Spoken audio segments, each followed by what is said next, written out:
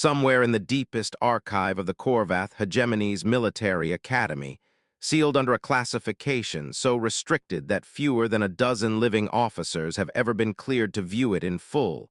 There exists a single piece of sensor telemetry, 4 minutes and 11 seconds long, that every cadet who hopes to one day command more than a single scout vessel is required to study before graduation. No weapon fires in it. No hull is ever breached. And yet it is treated, within the hegemony's own officer corps, as the single most consequential recording in 3 centuries of expansion. Because of what happens in its final 40 seconds, when every instrument aboard a warship that had entered what its own intelligence confidently called undefended, primitive territory begins, almost simultaneously, to scream. The recording does not begin with alarm. It begins, if anything, with the particular, comfortable calm of a crew that has been told, by 3 centuries of patient, methodical observation, exactly what to expect, and has, up to that point, found every expectation precisely confirmed.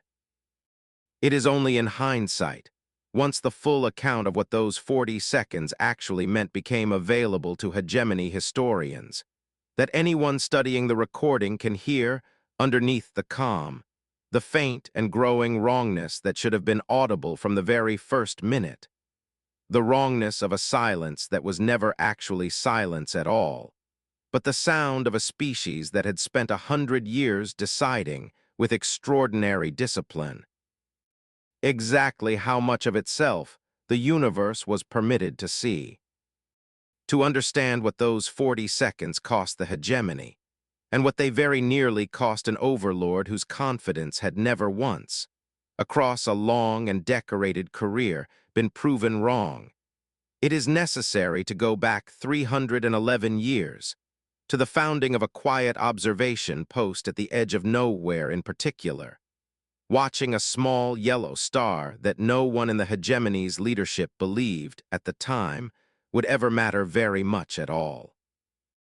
Light takes time to travel, and intelligence built entirely on light takes exactly as long to arrive as the light itself. A simple, unglamorous physical fact that the Korvath hegemony's entire strategic assessment of humanity had somehow managed to overlook across 3 centuries of patient, methodical observation, right up until the precise moment that oversight stopped being an abstract academic footnote and became, instead, the single most consequential miscalculation in the hegemony's considerable history. The hegemony's outer observation post at Threll's Watch had spent 311 years quietly monitoring the small, unremarkable star system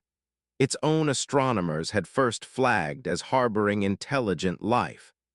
gathering an accumulating archive of electromagnetic emissions, visible technological signatures, and passive sensor readings that had, across those 3 centuries, painted a consistent, methodically documented picture of a species advancing at a pace the hegemony's own long-range analysts characterized, in report after report, as unremarkable at best. The post itself had been established during a period of considerable hegemony expansion, part of a broader network of outer observation stations, tasked with monitoring dozens of potentially habitable or already inhabited systems,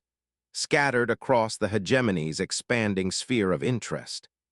A network whose original founding charter had emphasized patient, long-term observation, specifically because the hegemony's own leadership at the time understood, at least in principle, that any civilization worth eventually incorporating into hegemony territory deserved careful, sustained study before any action was taken against it. That founding principle, sound in its original conception, had gradually eroded across successive generations of station staff and hegemony leadership into something considerably less rigorous in practice. a comfortable institutional assumption that patient observation, once sufficiently extensive, could be treated as functionally equivalent to current, actionable intelligence. An assumption that no single officer or analyst across 3 centuries of the post's operation had ever formally challenged with sufficient institutional standing to produce genuine reform, until Andrel's own persistent, methodologically rigorous objections finally began accumulating enough documented weight to matter. Chemical propulsion signatures, primitive orbital infrastructure, radio band communications carrying content that hegemony linguists, working through generations of painstaking translation, had assessed as reflecting a civilization still consumed by regional conflicts, resource scarcity anxieties, and a technological base that showed only modest, incremental development across the entire observed period.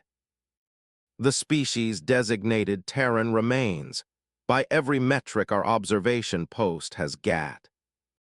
Hered firmly within what our own classification framework defines as a pre-expansion civilization. Overlord Tessic, Vron told his assembled war council, reviewing a presentation his own intelligence division had prepared drawing on the full 3-century archive Threll's watch had accumulated. Their propulsion technology, based on our most recent observational data, remains dependent on chemical combustion for atmospheric departure. Their orbital infrastructure shows only modest expansion across the observed period. I see no meaningful evidence, across 300 years of patient observation, that this species represents anything beyond a primitive, resource-poor world ripe for incorporation into hegemony territory.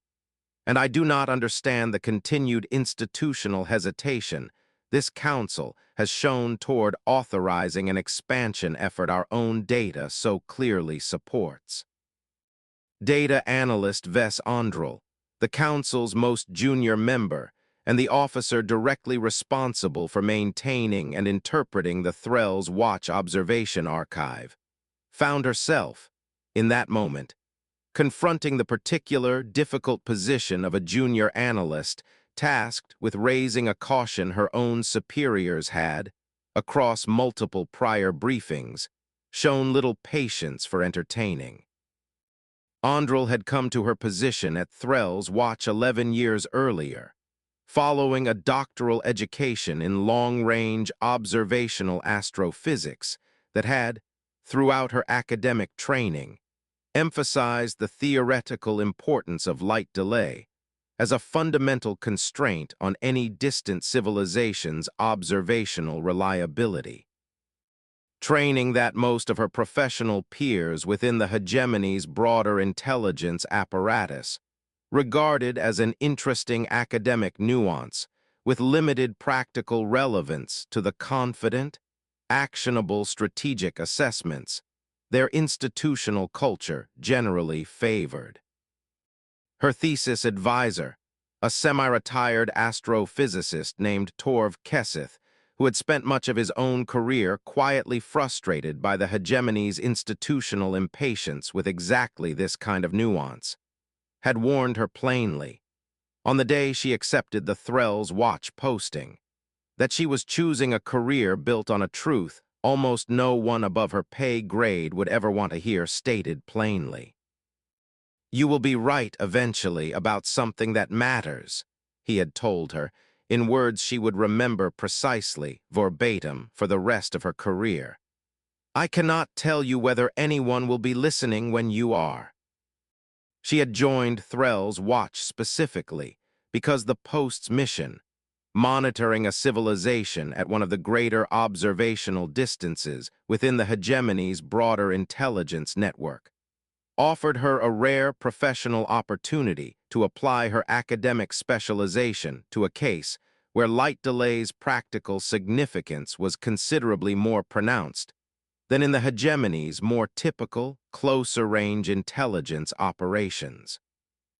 She had spent her first several years at the post cataloging and refining the observational archive, with a methodological rigor that her own supervisors initially praised. Before her increasingly persistent raising of the archive's inherent temporal limitations began to be received across successive briefings. With the particular polite impatience of an institutional culture more comfortable with confident conclusions than with methodological caveats that complicated those conclusions' practical utility. She had, by her 4th year at the post, learned to recognize the specific tone a superior's voice adopted in the moment just before her caveats were about to be thanked, noted, and quietly set aside. A tone she had come, privately, to think of as the sound of a door closing very politely. Overlord, I would ask the Council to consider a methodological limitation in our observational data that I do not believe has received sufficient weight in our prior assessments. Threll's watch is located approximately 311 light-years from the Terran system.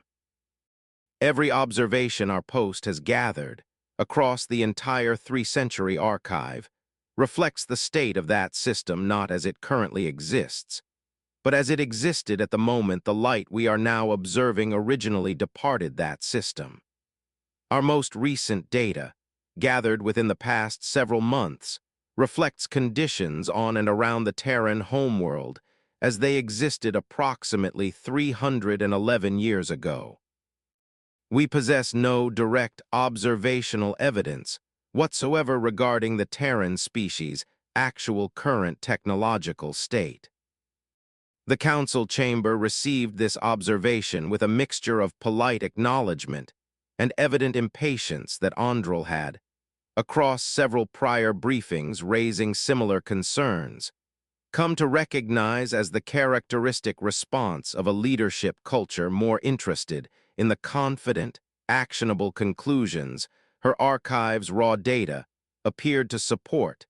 than in the methodological caveats that complicated those conclusions. Thus, Analyst Andrel raises a technically accurate point that this Council has considered and addressed in prior sessions, Overlord Vron said, with the particular patience of a leader repeating an explanation he considered already thoroughly settled. I do not dispute the physics of light propagation. I dispute the practical relevance of that physics to our current strategic assessment. Every historical precedent our hegemony has encountered across our own considerable expansion suggests that primitive, pre-expansion civilizations, even when granted several additional centuries of undisturbed development, rarely advance beyond a modest, incremental technological trajectory, absent external contact or crisis sufficient to accelerate that development dramatically. I see no evidence in our archive suggesting the Terran species has experienced any such accelerating crisis. I therefore see no compelling reason to believe that 3 additional centuries of undisturbed development have transformed a chemical propulsion, regionally conflicted civilization into anything meaningfully different from what our observational archive documents. Council member de Sac-Cren, one of the hegemony's senior military strategists and an officer whose own career had been built largely on the successful execution of prior expansion campaigns against genuinely less advanced civilizations, offered her own support for Vron's assessment with a confidence that reflected the broader institutional culture Andrel's caution was struggling against. I would add, Overlord, that our own considerable historical experience across dozens of prior expansion campaigns provides a far more reliable predictive foundation than a single analyst's theoretical concern about observational methodology. We have encountered primitive civilizations before. We understand, from extensive practical experience, roughly how such civilizations develop absent external acceleration. I do not believe Analyst Andrel's caution, however technically accurate in the abstract, meaningfully changes the practical calculus this council has already carefully weighed across multiple prior sessions. A third voice entered the exchange before Andrel could formulate a response, and it belonged to Marshal Yeth Corvin, an officer whose seniority and battlefield reputation had, across the preceding decade, made him one of the more difficult members of the council to openly contradict. "I would go further than Council Member Kren," he said, his tone carrying the particular finality of a man accustomed to having the final word in any room he occupied. "I would suggest that this council's continued willingness to entertain analyst Andrel's objections, session after session, reflects poorly on our own institutional discipline. We are not a body convened to debate physics for its own sake. We are a body convened to make decisions, and I would remind everyone present that indecision carries its own considerable cost, measured in resources, in opportunity, and in the confidence of every neighboring power watching how efficiently this hegemony converts patient observation into decisive action. I move that this council proceed to a vote on the Terran expansion proposal without further delay." Andrel felt the room's attention shift away from her with a speed that told her, even before the vote was called, exactly how the session would conclude. She did not press the point further in that particular session, understanding, from years of prior experience within the hegemony's own institutional culture, that continued insistence beyond what a superior officer had already characterized as thoroughly settled carried genuine professional risk, with little realistic prospect of altering the council's eventual decision. She returned to her own station, following the briefing carrying a private unease that would, across the following months of the expedition's preparation, only continue to deepen, though she found, as the operation moved from planning toward execution, increasingly few opportunities to raise it in any setting where her own superiors might feel genuinely obligated to seriously reconsider. She spent the night before the expedition's formal departure alone in the Threll's Watch archive room, running one final review of 3 centuries of accumulated data, searching, with a thoroughness that felt less like professional diligence than something closer to private desperation, for any detail her prior analyses might have overlooked, any piece of evidence substantial enough to force a delay even at this final hour. She found nothing that met the Council's own stringent evidentiary standard, because nothing in the archive, by its very nature, could ever meet that standard. The entire problem she had spent 11 years trying to articulate was precisely that the archive's silence on Earth's current capability was not itself evidence of anything, and no quantity of additional analysis applied. To data this fundamentally outdated could ever resolve an uncertainty built into the data's very structure. She drafted, in the small hours before the expedition's departure, a formal memorandum restating her concerns in their most concise possible form, filed it into the official record with a notation requesting it be attached to the expedition's planning documents, and received, within the hour, a brief acknowledgement from a junior clerk confirming the memorandum had been filed and would be included in the archive. A confirmation that told her, with a kind of quiet, familiar resignation, exactly how much practical weight the document was actually going to carry. "You did everything procedure required of you," Torv Kesseth told her, when she reached him by delayed transmission later that same night, his voice carrying across the light years with the particular warmth of a mentor who had, decades earlier, warned her precisely this outcome was possible. "I would not have you believe you failed to make the case adequately, Vess.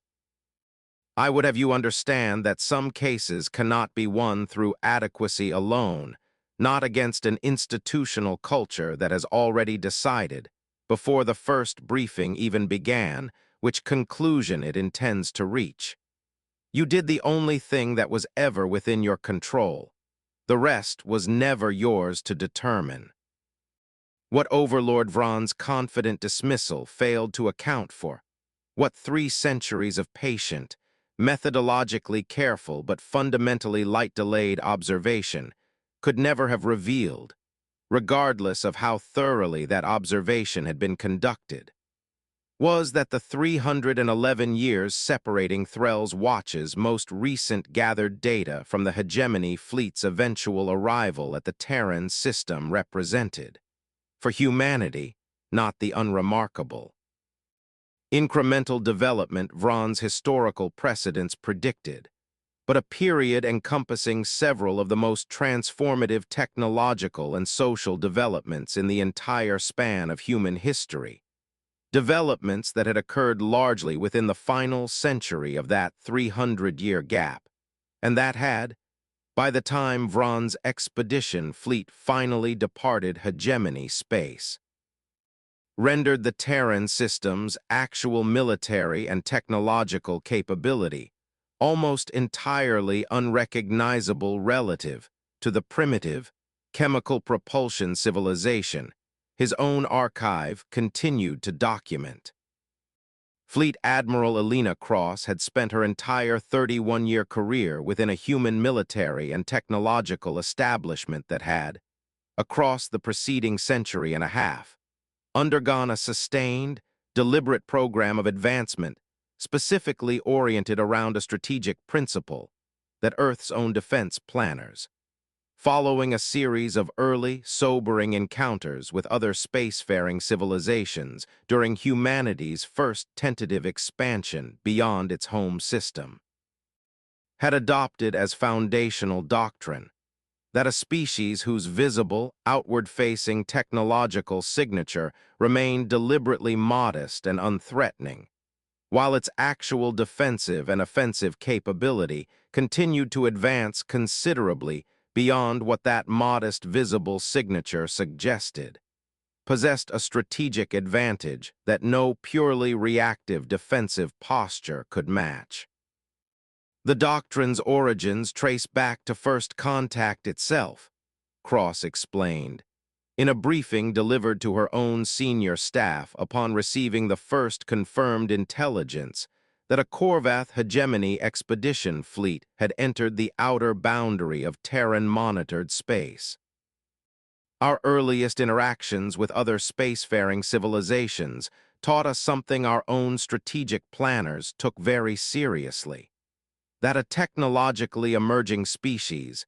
visibly announcing the full scope of its capability before that capability had matured into something genuinely defensible, invited exactly the kind of predatory assessment we are apparently now facing from the Korvath hegemony. Dr. Fontaine's original research program and the broader defense posture built around it across the following century was designed specifically around the principle that our visible, externally observable technological signature should remain deliberately understated relative to our genuine capability, precisely to avoid inviting exactly this kind of confident, underestimating aggression before we were fully prepared to answer it decisively. Dr. Myrill Fontaine, whose foundational research nearly a century earlier had first established the theoretical and engineering framework underlying humanity's deliberately understated technological posture, had approached the problem from an unusual intersection of astrophysics and strategic theory. Recognizing early in her career a structural vulnerability inherent to any civilization whose technological development remained fully visible to distant observers, constrained by the simple physics of light-speed delay. Fontaine's own interest in the problem traced back to humanity's earliest, difficult decades of contact with other spacefaring civilizations, a period during which several human colonial outposts had suffered predatory incursions from powers who had, upon later diplomatic reconstruction of the events, based their own aggressive assessments on observational data, considerably out of date relative to the colony's actual defensive readiness at the time of attack. Fontaine, then a young researcher working within Earth's nascent interstellar defense apparatus, had been assigned to the after-action review of one such incursion, an assignment that exposed her directly to the specific, costly pattern that would come to define the remainder of her career. An aggressor confidently acting on outdated intelligence,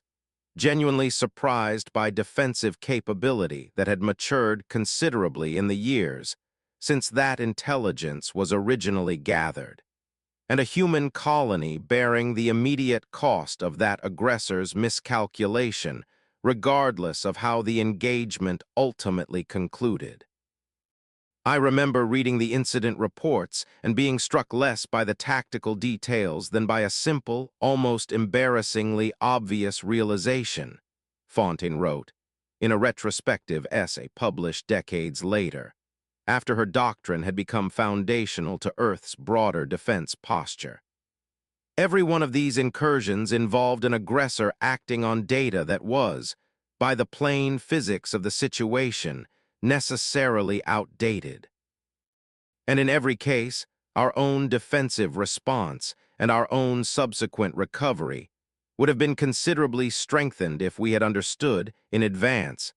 that this outdatedness was not an occasional coincidence,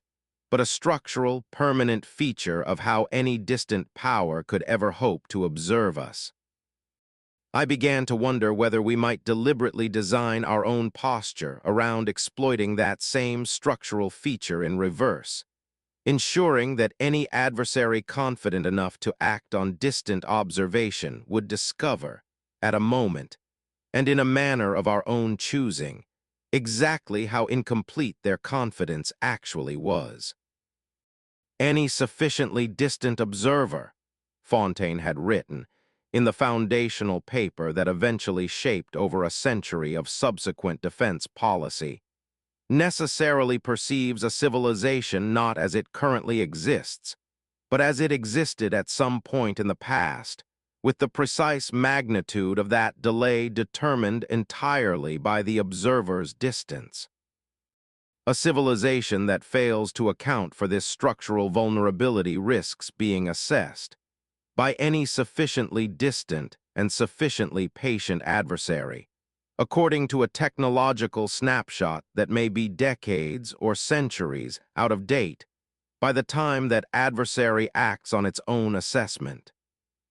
I propose that any long-term human strategic posture must account explicitly for this vulnerability, both defensively, by ensuring our own most consequential technological development occurs in a manner that does not immediately, visibly propagate outward at the speed of light in a form easily interpretable by distant observers, and offensively, by recognizing that any distant civilization observing us is subject to the identical vulnerability in reverse, and that their own confident assessments of our capability may be building on data considerably more outdated than they themselves recognize. The doctrine Fontaine's foundational research eventually produced, refined and expanded, across nearly a century of subsequent development by successive generations of Earth's defense and technology establishment, had shaped human strategic culture in ways considerably more comprehensive than Overlord Vronn's own confident historical precedents could have anticipated. Human orbital infrastructure visible to distant observation remained, by careful and deliberate design, considerably more modest than humanity's actual space-based capability, with the bulk of genuinely advanced infrastructure constructed using techniques and materials specifically selected to minimize the kind of easily observable electromagnetic and visual signature that distant passive observation depended upon. Human propulsion technology, similarly, had advanced dramatically beyond the chemical combustion systems Threll's Watch's archive continued to document. But the advanced system's operational signatures had been deliberately engineered, across decades of dedicated research, to minimize detectability at interstellar observation distances. A research program that Fontaine's own successors within Earth's defense establishment had come to refer to with a certain dry institutional humor as the patient's dividend, the accumulating strategic advantage generated by decades of disciplined restraint in exactly the areas where restraint cost the least and yielded the most. Her own path into the doctrine's inner circle had begun during her early academy years, when a visiting lecture from a senior defense strategist first introduced her to Fontaine's original research, a lecture cross W. Would later credit as the formative moment that reoriented her entire subsequent career away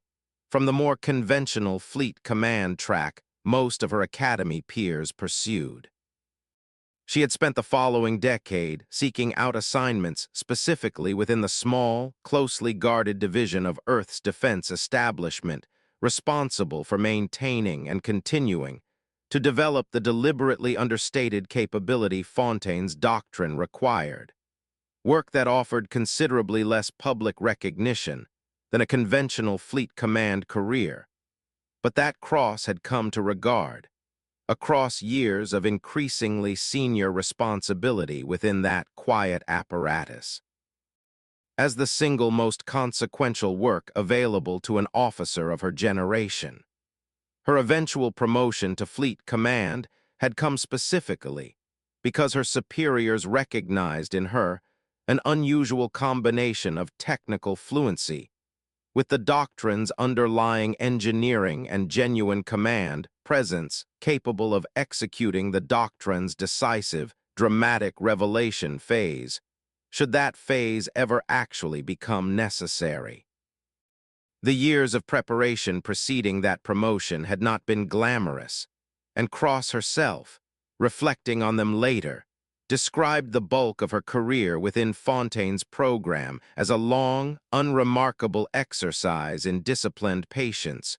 rarely rewarded with any visible sign that the effort was building toward anything at all. She had spent 4 years overseeing the deliberate re-engineering of a single class of orbital shipyard, specifically to reduce its detectable electromagnetic signature by a margin her own engineering staff described, in the driest possible terms, as operationally significant, publicly invisible, work that produced no parades, no commendations beyond the small, closed circle of officers cleared to understand its purpose,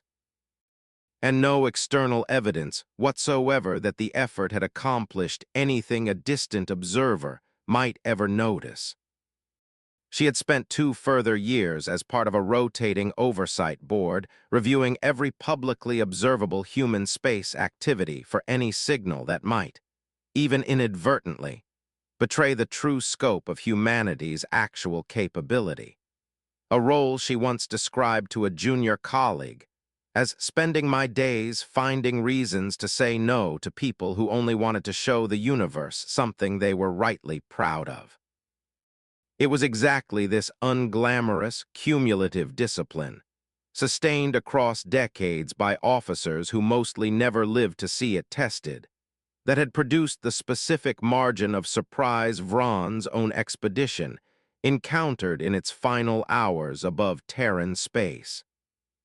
Fleet Admiral Cross, reviewing the Corvath Hegemony expedition fleet's approach vector as it crossed into Earth's own monitored territory, found herself reflecting on a conversation she had shared with her own predecessor, decades earlier, during her own early career, training in exactly the doctrine she now commanded a fleet built around. The hardest part of maintaining this posture, her predecessor had told her, is not the technical discipline of keeping our advanced capability quiet. It is the psychological discipline of sustaining that quiet restraint for decades, sometimes generations, without ever knowing for certain whether the patience will ultimately matter, or whether we are simply accepting a considerable strategic cost in exchange for a contingency that may never actually arrive. I have spent my entire career maintaining a posture built around a threat I have never once had to actually answer. I do not know whether you will be more fortunate than I was in that respect, Admiral, but I want you to understand, before you inherit this command, exactly how much patient, largely invisible institutional discipline this doctrine has required across every generation that has maintained it. The Korvath Hegemony Fleet, 31 vessels under Overlord Vron's direct command, crossed into what its own intelligence continued to characterize as effectively undefended Terran space, with the confident, unhurried approach of a force expecting to encounter, at most, the kind of modest, chemical propulsion defensive craft its three-century observational archive had consistently documented. Aboard the support cruiser Korvath's Reach, positioned in the expedition's forward scouting element, Junior Sensor Technician Vethrin Sao spent the fleet's opening approach hours running the same routine calibration checks he had practiced throughout months of pre-mission training. A training regimen built entirely around the confident expectation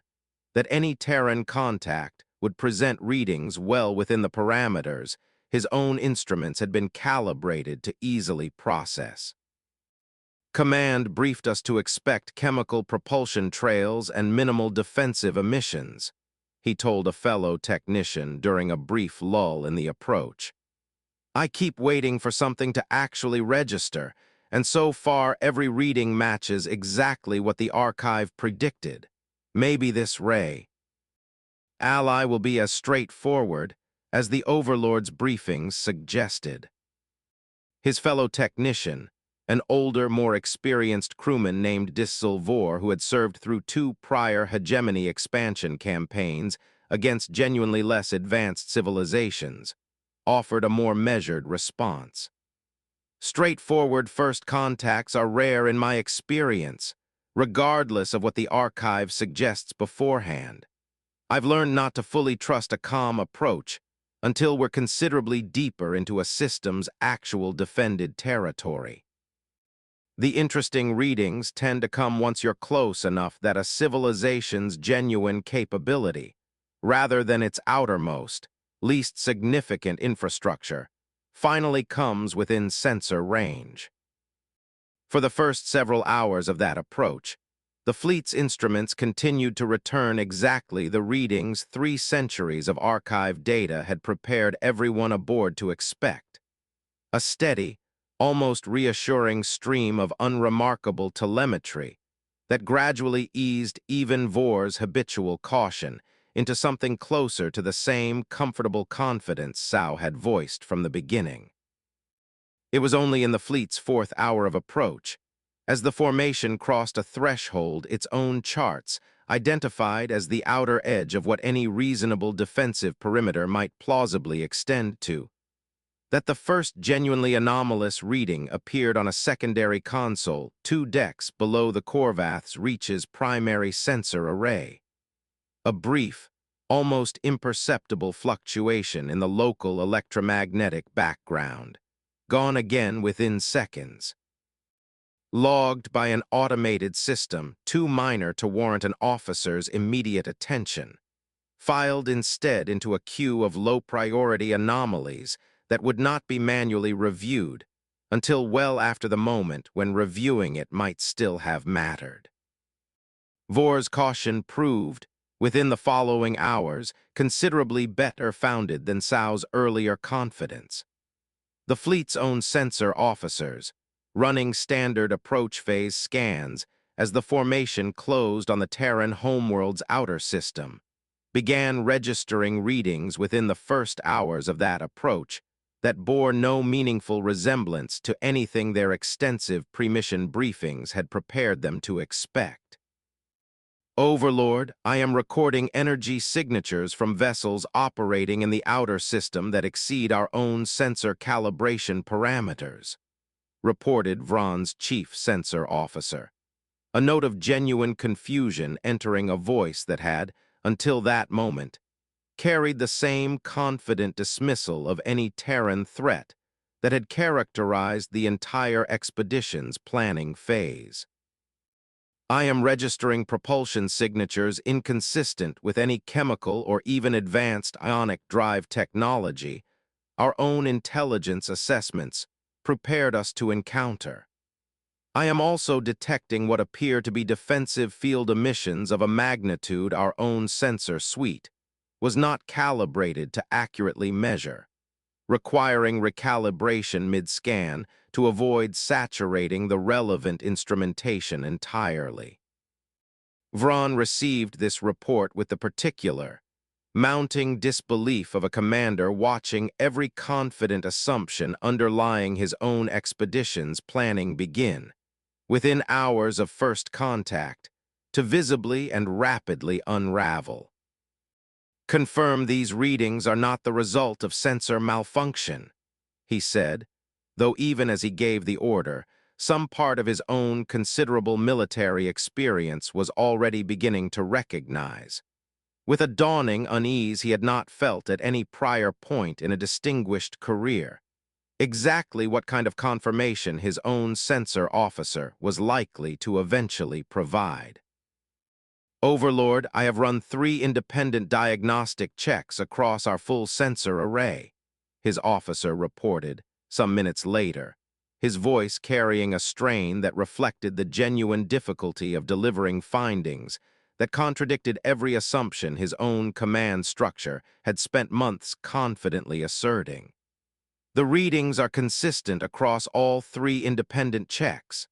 I do not believe we are experiencing sensor malfunction, Overlord.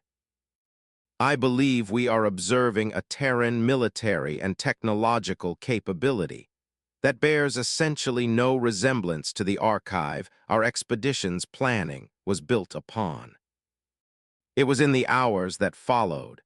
as Vron's expedition fleet continued its approach into a system whose actual defensive capability was only just beginning to reveal itself through increasingly alarming sensor data, that Fleet Admiral Cross gave the order that would transform an already unsettling reconnaissance into a genuinely decisive demonstration of exactly the strategic doctrine her own defense establishment had spent a century patiently, invisibly cultivating. Bring the fleet to full visible readiness, she said, aboard her own flagship,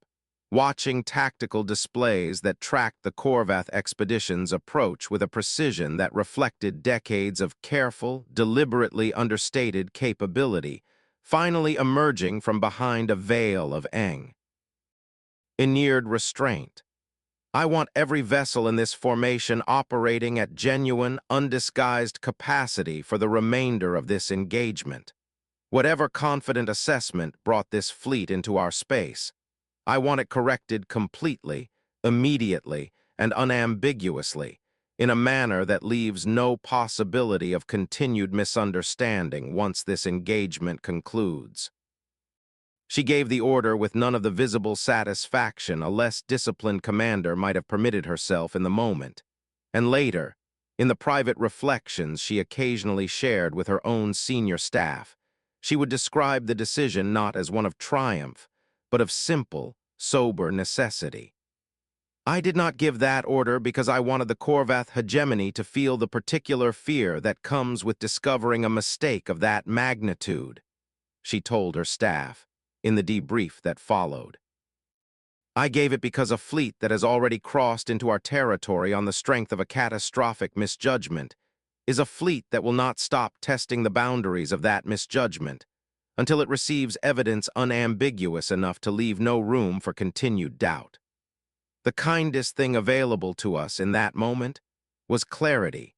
delivered swiftly and completely, rather than a slower, more ambiguous escalation that risked genuine miscalculation on either side. The revelation that followed, As Earth's own fleet abandoned the deliberately understated operational profile it had maintained across every prior recorded interaction any distant observer might have gathered data from. Produced,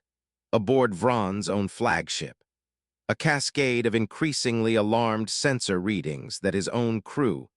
trained across careers built entirely around confident assumptions of Terran technological inferiority, found genuinely difficult to process in real time. Aboard the Korvath's Reach, Vethrin Sao watched his own console erupt into a cascade of overlapping alarm, indicators the instant Earth's fleet dropped its understated operational profile. A sequence of alerts so numerous and so far beyond his instrument's calibrated tolerances that his console's own automated systems began flagging the readings as probable sensor failure rather than genuine data. An assumption 3 independent manual diagnostic checks would, within minutes, thoroughly disprove. Every threshold alarm we have is firing simultaneously, he told Vor, his voice carrying a note of genuine, unpracticed fear that his months of confident pre-mission training had never once prepared him to manage. I don't understand how a civilization our own archive described in such modest terms could be producing readings this far beyond anything our instruments were built to expect. Vor, watching the same cascading alarms with the particular grim recognition of an officer who had, across 2 prior campaigns, occasionally glimpsed hints of exactly this kind of catastrophic intelligence failure without ever personally experiencing its full consequence,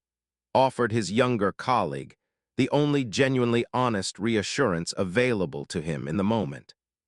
I don't have an explanation either, Sao. I don't think anyone aboard this fleet does, not yet.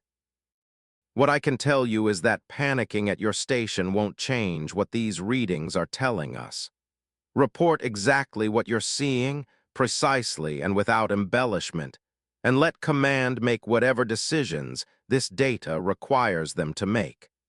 That's the only genuinely useful thing either of us can do right now.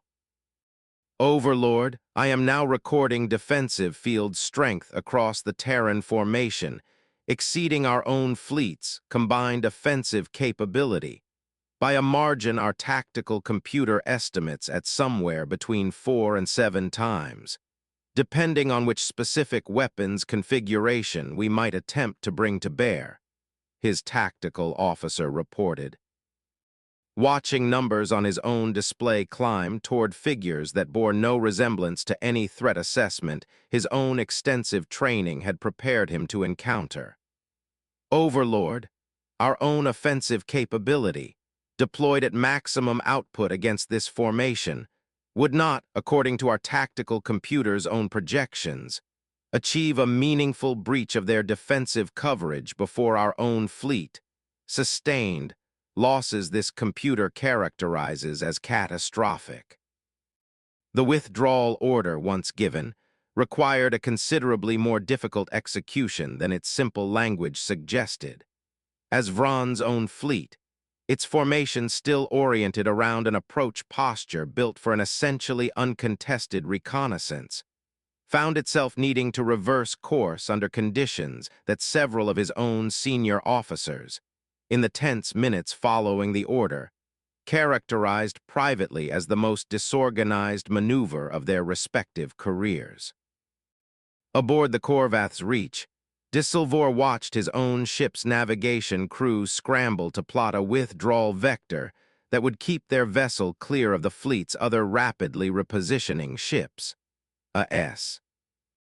Cramble made considerably more difficult by the continued, escalating stream of alarm data still flooding every sensor station across the fleet. I have never executed a withdrawal under these conditions, Vor admitted to Sao, as their own vessel began its own halting retreat. Every prior withdrawal I've been part of followed an actual engagement, where at least the tactical picture was clear even if the outcome wasn't favorable. This is something else. We're retreating from a threat we never actually engaged, based entirely on sensor readings that arrived faster than any of us could properly process them. "Does that make it easier or harder?" Cao asked, his own hand still trembling slightly against his console as the ship's retreat vector finally stabilized. "Harder, I think," Vor said. "An engagement gives you something concrete to have survived. This just gives you the knowledge of how close we apparently came to something none of us fully understood until it was already too late to matter." Cao would carry that particular unease considerably further into his own career than Vor ever did, requesting, within the year, a transfer away from active fleet service and into the hegemony's own reformed sensor analysis division, where he spent the remainder of his career helping design the very diagnostic protocols intended to ensure no future crew would ever again mistake genuine catastrophic intelligence failure for simple instrument malfunction in the crucial minutes when the distinction mattered most. He would tell colleagues, decades later, that the 4 minutes and 11 seconds of his own console's alarm cascade had taught him more about the actual stakes of his profession than his entire prior training combined, and that he counted himself fortunate the lesson had arrived in the form of a withdrawal rather than a casualty list. Vor, for his part, remained in active service another decade, rising eventually to command his own vessel, and made a private habit, for the rest of his career, of personally reviewing at least a portion of the raw observational data behind any mission briefing his own crew received. A small, quiet discipline he never fully explained to those who noticed it, though anyone who had served with him above Terran space that day would not have needed the explanation. Vron stood on his own command deck, watching a tactical situation that had, within the span of a single day, transformed from what his own confident historical precedents had assured him would be a straightforward, essentially uncontested first contact reconnaissance into something his considerable career had never once prepared him to genuinely understand, let alone successfully navigate. He thought, in the strange, suspended clarity that sometimes arrives in the middle of a catastrophic realization, of analyst Andrel's careful, methodical warning, delivered months earlier in a council session he had, at the time, dismissed with the confident, patient impatience of a leader who believed the matter already thoroughly settled. He found himself, in those same suspended seconds, replaying a smaller memory he had not thought of in months. A brief, half-serious exchange with Andrel in a corridor outside the council chamber, weeks after her original warning had been formally dismissed, in which she had asked him, without any evident hope of changing his mind, whether he had ever personally reviewed the raw archive data himself rather than the summarized briefings his own intelligence division prepared for him. He had told her at the time that a commander who reviewed raw data personally on every matter would have time for nothing else, and that this was precisely the function his intelligence division existed to perform on his behalf. He understood now, watching his own tactical display fill with figures no summarized briefing had ever prepared him to expect, that her question had never really been about the archive at all. It had been about whether he trusted his own conclusions enough to test them against the evidence itself, rather than against the comfortable, predigested version of that evidence his own institutional habits had trained him to prefer. "Signal a full withdrawal," he said finally, the order costing him something his own considerable pride found difficult to fully articulate even in the relative privacy of his own command deck. Whatever assessment brought this expedition into Terran space, it was built on data considerably more incomplete than this council's confident briefings ever acknowledged, and I do not intend to discover the full, catastrophic extent of that incompleteness through direct engagement.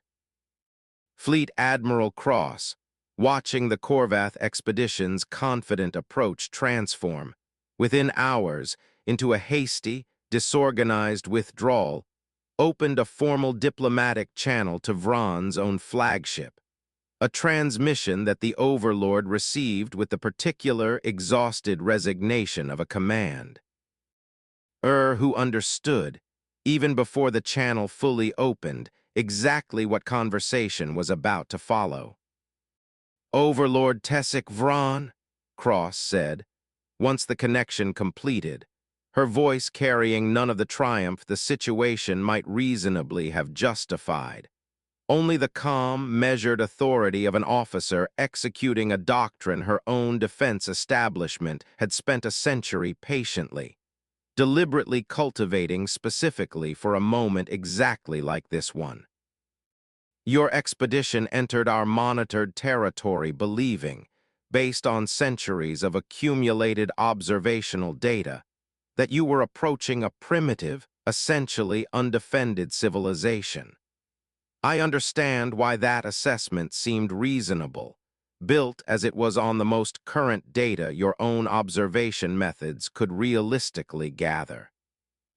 It was also, from the very first moment your fleet crossed into our territory, based on information that was, by simple and unavoidable physical necessity, considerably out of date. Light takes time to travel, Overlord. Your intelligence, however patiently and carefully gathered, could never have shown you anything beyond what our system looked like several centuries before your own arrival. We understood, generations ago, that this same vulnerability applies to any civilization observed from sufficient distance, ourselves included when we look outward at other stars, and we built our own strategic posture, across more than a century of deliberate, disciplined restraint, specifically around ensuring that any adversary confident enough to act on distant, outdated observation would eventually discover, at the moment of their own choosing rather than ours, exactly how incomplete that confidence actually was. Vron said nothing for a long moment, studying the calm, unhurried authority in Cross's expression, understanding, with a clarity that felt almost physically uncomfortable, exactly how thoroughly his own confident historical precedents, built on institutional patterns that had served the hegemony reliably across numerous prior expansion campaigns against genuinely less advanced civilizations, had failed to account for a species whose entire strategic culture had been deliberately, patiently constructed around exploiting precisely the observational vulnerability his own expedition had walked directly into. I would ask you directly, Fleet Admiral, since I suspect I will not receive a more candid answer through any subsequent formal diplomatic channel, he said. Does your government intend to pursue any further consequence beyond this expedition's withdrawal? My own crew currently aboard this fleet remain, understandably, uncertain whether we are witnessing the conclusion of this engagement or merely its opening phase.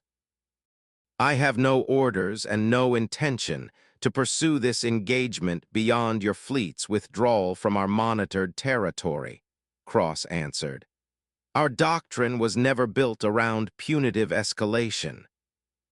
It was built around ensuring that any adversary confident enough to test our defenses discovers the genuine scope of that miscalculation swiftly and unambiguously, specifically so that the discovery itself, rather than any further application of force, becomes sufficient deterrent against future repetition. Withdraw your fleet, Overlord, in good order and without further incident, and this engagement concludes exactly as I intend it to conclude, as a demonstration rather than a punishment. I would ask you to carry one thing back to whatever authority within the Korvath hegemony ultimately reviews this expedition's failure, Cross continued, if you're willing to hear it. The next time your hegemony considers a distant civilization's technological development too modest to warrant serious caution, I would ask your own analysts to seriously reckon with the simple, unavoidable physics of what distant observation can, and cannot actually tell you about a civilization's current state, rather than treating the light delay inherent to that observation as a minor technical footnote, unworthy of genuine strategic weight.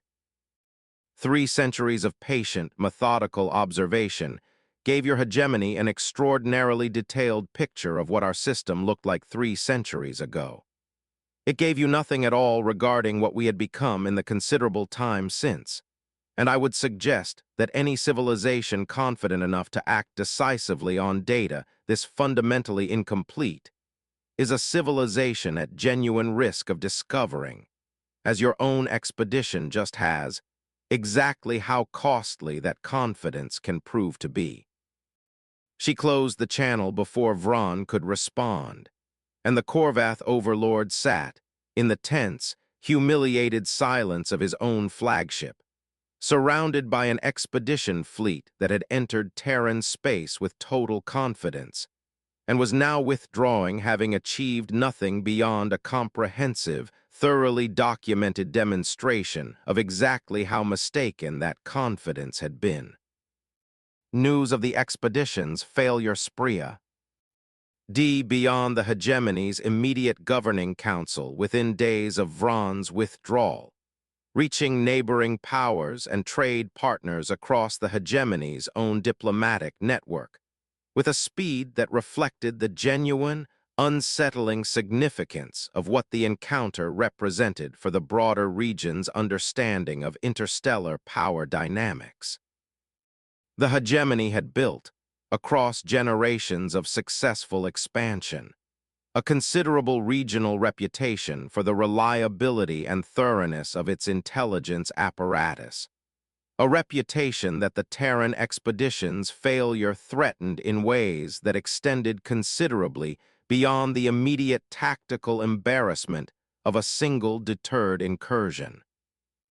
Within Earth's own civilian government, news of the Korvath expedition's failed incursion and Fleet Admiral Cross's decisive response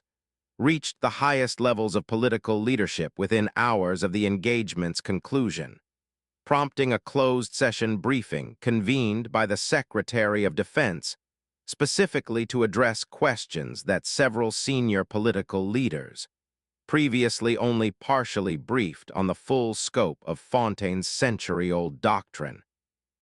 had never before needed to seriously grapple with in practical terms.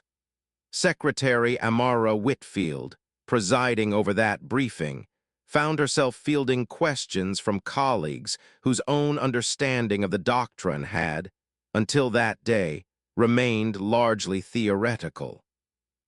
The briefing itself ran considerably longer than its organizers had originally scheduled, stretching across most of a full working day, as successive rounds of questioning revealed just how unevenly the doctrine's full scope had actually been understood even among officials who technically held the clearance to know it. One senior minister, reviewing the program's projected budget allocations across the coming decade for the first time in full detail, remarked that she had spent years approving line items she now realized she had never actually understood the true purpose of, a comment Whitfield noted, in her own private record of the session, as precisely the kind of quiet, compounding oversight gap the program's original architects had always privately worried might eventually undermine its credibility, even if the doctrine itself never failed operationally. I want to understand exactly what we have been maintaining, at what cost, across the century this program has apparently been running, one senior legislator asked, during the briefing's most pointed exchange. If I understand Admiral Cross's report correctly, we have been deliberately withholding a considerable portion of our own technological development from any form of public or even most official government visibility, across multiple generations, specifically in anticipation of a threat that has only now, for the first time, actually materialized. I would ask what oversight this program has actually received across a century of operation from anyone outside the small circle of officials who apparently already knew its full scope. Secretary Whitfield, who had herself only received full briefing on the program's complete scope upon assuming her own current office, offered an answer that reflected her own considerable engagement with exactly this question in the months since. The program has operated under a continuous chain of executive and select congressional oversight since its inception, Senator, though I will acknowledge that oversight chain has, across a century of unbroken peacetime operation, occasionally atrophied in rigor during administrations less directly engaged with its ongoing maintenance than the current one has been. I intend to propose, in light of this crisis's successful resolution, a formalized, permanent oversight structure that ensures this program's continued operation receives consistent, meaningful scrutiny regardless of any individual administration's particular level of engagement, precisely because I believe today's outcome demonstrates both the program's genuine value and the genuine risk of allowing such a consequential, long-running initiative to operate with anything less than sustained, serious institutional attention. News of the engagement, once its broad outline was cleared for limited public release some weeks later, produced a strange and uneven ripple across human society that neither Cross nor Whitfield had fully anticipated in their own planning. There was no widespread panic, and no triumphant celebration either, but rather something quieter and more complicated. A slow, uneven process by which ordinary people across dozens of nations began adjusting, in small and largely private ways, to the knowledge that their own governments had been keeping a century-long secret of genuinely extraordinary scale,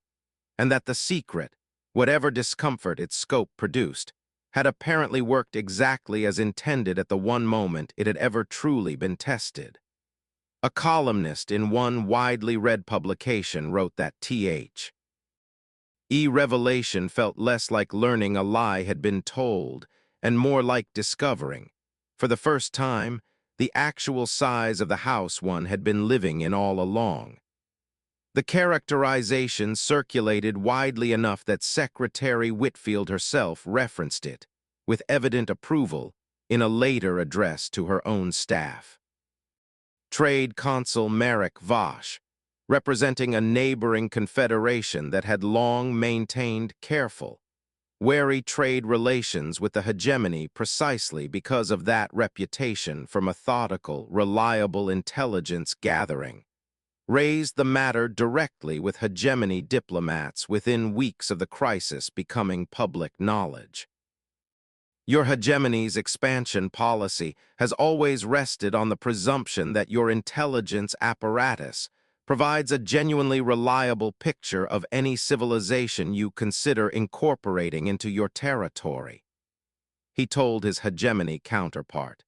during a routine trade negotiation that unexpectedly turned toward the wider implications of the Terran encounter. If that presumption has proven mistaken in this instance, I would ask what assurance your government can offer that similar miscalculations have not shaped other expansion decisions we have, until now, simply taken your intelligence assessments at face value in trusting. The question, though uncomfortable, proved considerably more useful to the hegemony's own internal reform process than its diplomatic awkwardness initially suggested, providing external pressure that reinforced the case Andrel and her allies within the Council had already begun building for a substantial methodological overhaul. The wider diplomatic fallout did not remain confined to a single uncomfortable trade negotiation. Within a standard year of the crisis becoming public knowledge across the region, Three separate confederations bordering hegemony territory formally requested copies of the hegemony's revised expansion doctrine, each one citing, in careful and diplomatically neutral language, a renewed interest in understanding precisely how the hegemony now proposed to weigh observational distance against strategic confidence in its future dealings with any civilization near enough to their own borders to be affected by a hegemony miscalculation. The hegemony's own diplomatic corps, which had spent generations accustomed to being the party requesting reassurance from smaller, less established powers, found the reversal a genuinely uncomfortable adjustment, and more than one senior diplomat privately described the months following the crisis as the first sustained period in living memory during which the hegemony's own institutional credibility, rather than some other powers, had been the subject of open, skeptical scrutiny. The account of what had transpired at the edge of Terran space reached the Korvath hegemony's own governing council within weeks of Vron's withdrawal, and it produced, within an institutional culture that had built generations of successful expansion policy around confident assessments of distant civilizations' relative technological development, a genuine and considerably uncomfortable reckoning with the specific methodological failure analyst Andrel had attempted without success to raise before the expedition ever departed. Council Overseer Vesa Kral, reviewing the full account of the expedition's failure alongside Andrel's own original, unheeded warning memorandum, found herself confronting an institutional failure considerably more troubling than a single expedition's tactical miscalculation. I have read analyst Andrel's original assessment, submitted months before this expedition ever departed our territory, she told the assembled council, in the tense session convened to review the crisis's full implications. She identified with complete methodological accuracy precisely the vulnerability that ultimately produced this expedition's failure. She was heard according to the meeting records I have reviewed, and she was dismissed, not because her analysis was flawed, but because it complicated a confident conclusion this council's leadership had already, in practice, settled upon before her caution was ever formally raised. I do not believe this failure belongs to Overlord Vron alone. However directly he bears the immediate consequence of executing a plan this council approved. I believe it belongs to an institutional culture that has, across generations of successful expansion against genuinely less advanced adversaries, gradually lost the discipline to seriously weigh methodological caution against the comfortable confidence of an already favored conclusion. Overseer Kral ordered, as part of the same session, a formal audit of every prior expansion decision the Council had approved across the preceding 40 years, specifically to determine how many other cautionary memoranda, filed by junior analysts across the hegemony's broader observation network, had met a similar fate of polite acknowledgement fall, followed by quiet institutional dismissal. The audit, completed some 18 months later, identified 11 separate instances in which a junior analyst's documented concerns about observational reliability had been formally noted and then never meaningfully incorporated into the Council's eventual decision, a finding that Kral herself described, in her closing summary to the Council, as considerably more unsettling than a single failed expedition, because it suggests a pattern our own institutional culture had normalized long before analyst Andrel ever filed her own warning, and gives me no confidence that Threll's watch was the only observation post where a version of this same failure was quietly accumulating. 7 of the 11 prior expansion campaigns identified in the audit had, fortunately, proceeded without incident despite the dismissed concerns. The remaining 4 became the subject of a separate, ongoing review that Andrel herself was eventually asked to help lead, work she would later describe as considerably more difficult than her original Terran analysis, precisely because it required reconstructing, years after the fact, exactly how confident and how wrong the hegemony's leadership had been willing to be on multiple prior occasions. No single dramatic failure had ever forced it to publicly reckon with. Marshal Yeth Corvin, whose earlier insistence on proceeding directly to a vote had done as much as any single intervention to foreclose further debate in the original session, found himself, in this review, offered considerably less sympathy by his fellow council members than Kren had extended to herself.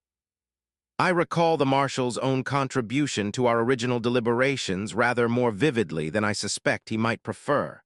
Overseer Kral said, when his turn to address the council arrived. He characterized continued debate itself as a failure of institutional discipline. I would ask the Marshal now whether he continues to hold that view, given what that particular instance of decisive, undelayed action ultimately cost this hegemony. Corvin did not offer the council an easy answer. I hold the view that decisiveness remains a virtue in this hegemony's governance, Overseer, and I do not believe I ought to abandon that conviction simply because a single application of it produced a poor outcome, he said,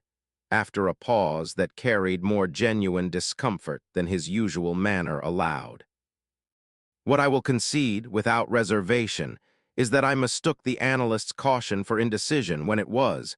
in fact, precisely the kind of information a genuinely decisive body ought to have weighed more seriously before acting. I do not think the lesson here is that this council should debate longer.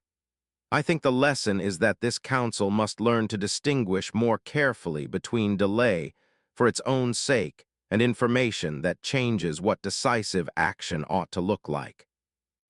I did not make that distinction well, and I will endeavor to make it better going forward. Council member Disa Kren, whose own confident dismissal of Andrel's original caution had helped shape the council's original decision, found herself, in this same review session, confronting the uncomfortable task of reconciling her own prior confidence with an outcome that had proven it thoroughly mistaken. I want to acknowledge, directly and without deflection, that my own contribution to this council's original deliberations reflected exactly the institutional pattern Overseer Kral has just described, she said. I based my assessment on extensive practical experience against genuinely less advanced civilizations, and I did not adequately consider that the Terran system's specific observational distance placed it in a category our prior experience had simply never actually tested. I do not believe experience against a different kind of case constitutes genuine evidence against a case this different, and I regret that I did not recognize that distinction with sufficient clarity when it might still have mattered. Ves Andrel, called before the same review session to formally present the analysis her superiors had once dismissed, found herself, for the first time in her career, addressing an audience genuinely prepared to seriously engage with a caution she had, across multiple prior briefings, learned to expect would be politely acknowledged and then quietly set aside. I do not raise this analysis now to claim any particular vindication, she told the assembled council. I raise it because I believe the actual lesson here extends considerably beyond the specific case of the Terran system. Any sufficiently distant observation, regardless of how patiently or methodically gathered, carries an inherent, unavoidable temporal limitation that our own strategic culture has, I believe, consistently underweighted relative to its actual significance. I would ask this council to consider, going forward, whether every future expansion asks Estimate built on long-range observational data ought to explicitly account for the specific magnitude of light delay involved, and whether our own confidence in any such assessment ought to scale inversely with the distance, and therefore the temporal gap, separating our most recent data from the civilization's actual current state. The hegemony's eventual institutional response to the crisis developed over the following several years under a formal review process that drew extensively on Andrel's own methodological framework, produced a substantial revision to the hegemony's broader expansion doctrine, one that required, for the first time in the hegemony's considerable history, explicit consideration of observational light delay as a formal risk factor in any strategic assessment of a distant civilization's relative technological development, a reform that Andrel herself was invited to help design, and that would, in the decades following the crisis, fundamentally reshape how the hegemony approached the assessment of every subsequently encountered civilization across its own continued,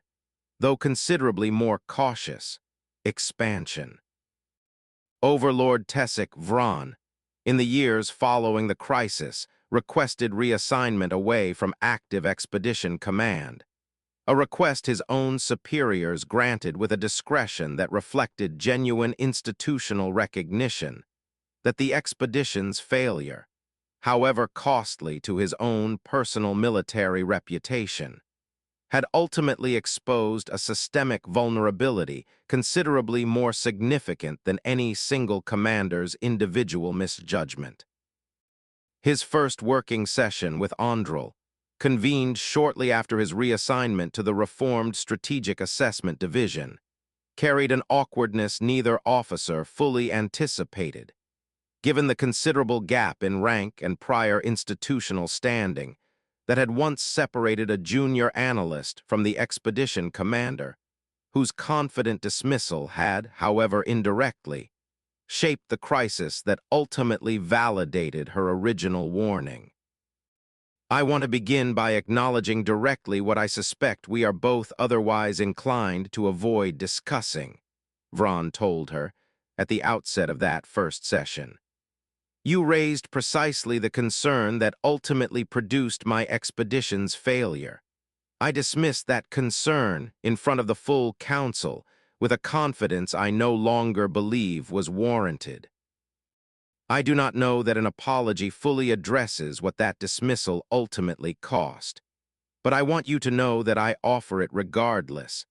and that I intend to spend whatever remains of my career working to ensure this hegemony does not repeat the specific institutional failure that allowed my own confidence to override your considerably more careful analysis. Andrel, who had spent considerable time in the months following the crisis working through her own complicated feelings about a vindication that had arrived at genuine, unwelcome cost, found herself responding with more equanimity than she might have predicted before that first session began. I appreciate the acknowledgement, Overlord, though I want to be equally direct that I do not believe the failure was yours alone to apologize for. You made a decision within an institutional culture that had, across generations, consistently rewarded exactly the kind of confident dismissal you offered.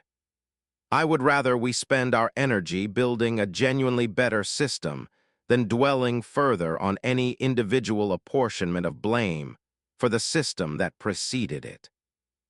He spent the remainder of his career within the hegemony's reformed strategic assessment apparatus, working alongside Andrel herself on the very methodological reforms his own expedition's failure had made institutionally unavoidable, a professional partnership that both officers would later describe as among the more meaningful of their respective careers, built as it was on a shared, hard-won understanding of exactly how costly confident, methodologically incomplete assessment could ultimately prove. Torv Kesseth, Andrel's own thesis advisor, lived just long enough to see the full account of the crisis reach public record, and he wrote to her once more, in what would prove to be among the last transmissions of his long life, a message considerably shorter than the warning he had once given her on the eve of her original posting. "You told me, all those years ago, that you did not know whether anyone would be listening when you were finally proven right," he wrote. "I do not know that I ever expected to live to see the answer, but I find I am glad to have been wrong about that particular uncertainty, if about little else in a career built largely on being right about uncomfortable things no one especially wanted to hear. I hope you will forgive an old teacher one piece of unsolicited advice, offered now that it can no longer cost you anything professionally to receive it. Do not let this vindication make you certain of your next conclusion the way this Count ill was once certain of its first one.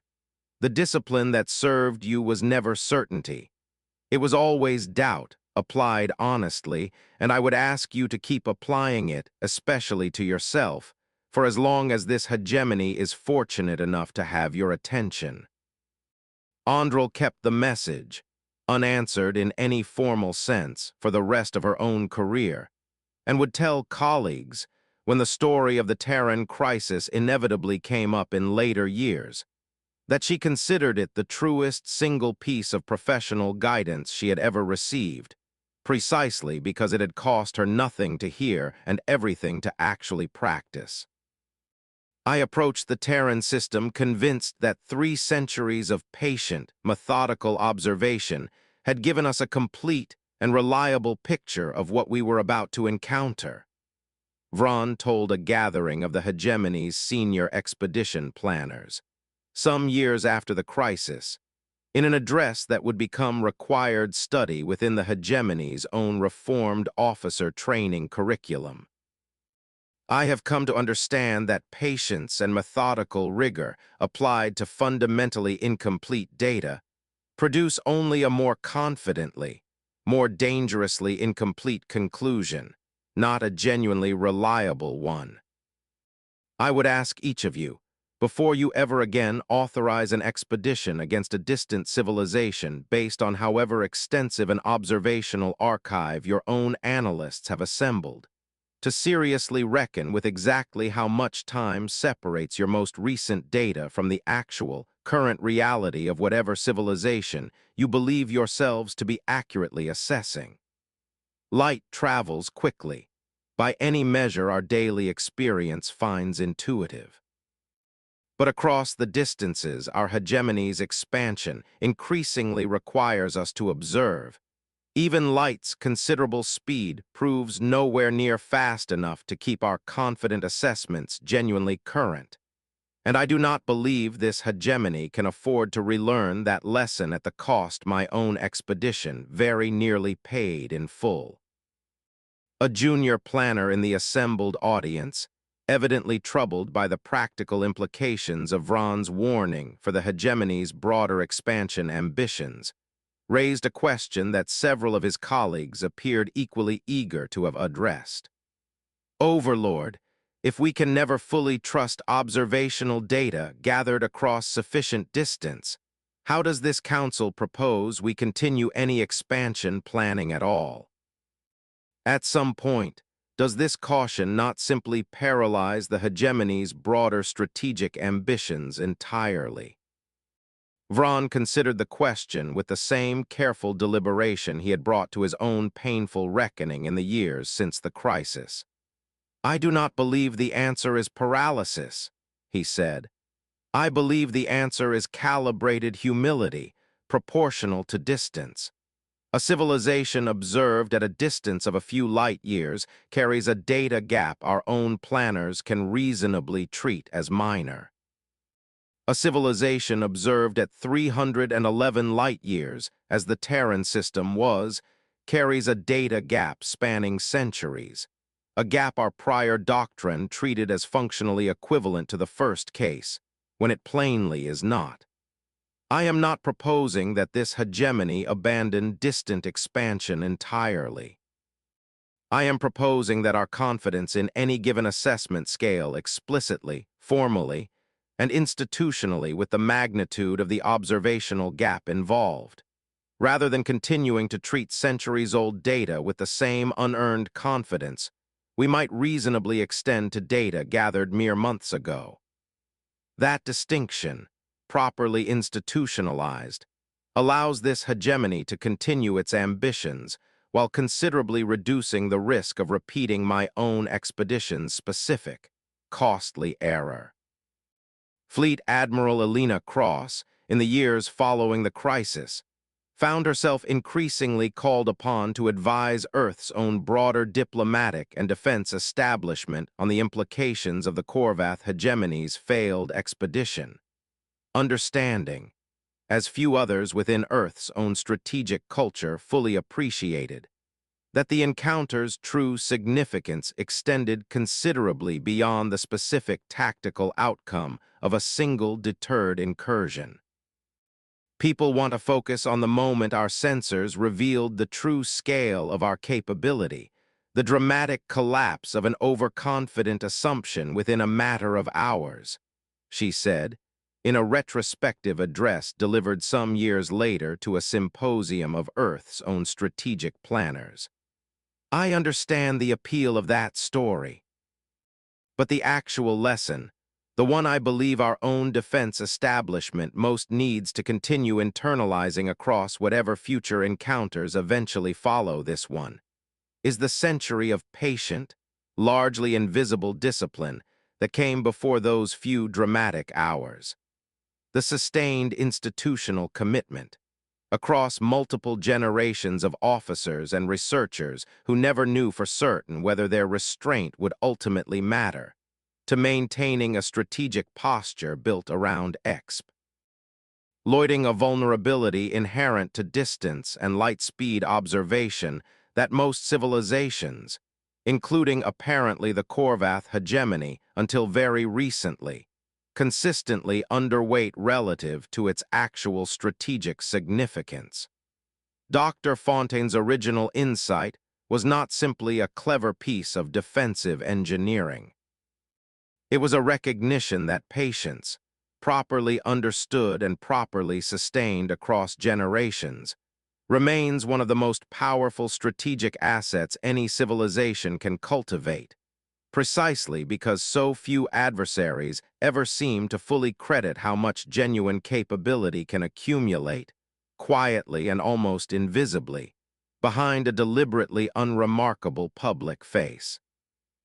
A younger officer near the front of the symposium hall, herself only recently assigned to the same quiet, closely guarded division of Earth's defense establishment, where Cross had spent the bulk of her own early career, raised a question that Cross had, across many similar addresses, come to recognize as almost inevitable. Admiral, for those of us now beginning careers within this same doctrine, uncertain whether we will ever see it decisively tested the way you did against the Korvath expedition, what would you say makes the sustained discipline worthwhile regardless of whether that test ever actually arrives? Cross considered the question with the same careful deliberation she had once brought to the tense hours of the Korvath engagement itself. I don't think the discipline's value depends entirely on whether it is ever dramatically tested, she said. I think there is a version of this doctrine's success that looks like exactly what happened above Terran space during the Korvath expedition. A decisive, unambiguous demonstration that ends a crisis in hours rather than years. But I think there is an even more valuable version of this doctrine's success that looks like nothing happening at all, generation after generation, because every potential adversary who might otherwise have tested our defenses concluded, from whatever limited observation they could gather, that the risk was not worth taking. We cannot always know, in any given generation, which version of success we are actually living inside. I would ask you to find the discipline's worth regardless, in the quiet, patient work itself, rather than waiting for a dramatic vindication that may, if the doctrine is working as intended, never actually need to arrive. Dr. Fontaine herself, by the time of the Corvath crisis, had been retired from active research for nearly 2 decades, though she remained, throughout her retirement, an occasional advisor to the very defense establishment her foundational research had shaped,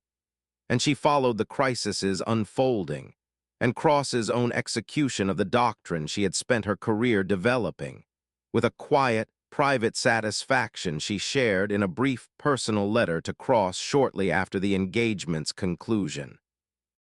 I spent the better part of my career uncertain whether the framework I proposed would ever be genuinely tested, or whether it would simply remain a costly, unverified precaution some future generation might eventually judge unnecessary and quietly abandon, she wrote. I am gratified, though not surprised, to learn that the discipline held, and that it held specifically because generations of officers I never had the chance to personally train nonetheless carried the doctrine forward with a seriousness I could only hope for from a research program built on a threat that might, for all any of us knew at the time, never actually arrive. Thank you for proving decisively, and I hope lastingly, that the patience was worth the considerable cost of sustaining it. Fontaine did not live to see the doctrine's full reception beyond Earth's own borders, but Cross, in the years following her own retirement from active command, made a point of continuing the correspondence Fontaine had begun, exchanging occasional letters with Ves Andrel across the considerable distance separating their 2 civilizations, an unlikely friendship neither officer had anticipated when a Corvath expedition first crossed into Terran space with such catastrophic confidence. I find it a strange comfort, Cross wrote to Andrel, some years into that correspondence, that the 2 of us from civilizations that very nearly went to war over a single afternoon's miscalculation should end up spending our retirements comparing notes on exactly the same discipline. How to convince an institution, any institution, that the most dangerous conclusions are always the comfortable ones, and that the analyst brave enough to say so is rendering a service considerably more valuable than the confidence she is disturbing. Andrel's reply, preserved in both civilizations' respective archives as a minor footnote to a much larger diplomatic history, was characteristically brief. I have come to think, she wrote back, that the truest measure of any institution's health is not how rarely it is wrong, but how quickly it learns to thank the people who tell it so. The 4 minutes and 11 seconds of sensor telemetry that hegemony cadets now study before they are trusted with their first command end. In their final frame, not with an explosion or a surrender, but with something considerably quieter. A single tactical display, aboard a scout ship many light years from the Terran system, updating its threat classification for the world designated Sol from a category that had stood unrevised for 311 years to a new one, adopted across the whole of the hegemony's reformed doctrine, that every cadet who studies the recording is required to recite before they are permitted to graduate. Distance is not the same as certainty. Silence is not the same as absence. And patience, however comfortable it may feel to the civilization exercising it, is never a substitute for admitting, honestly and out loud, exactly how much of what you believe you know was only ever true a very long time ago.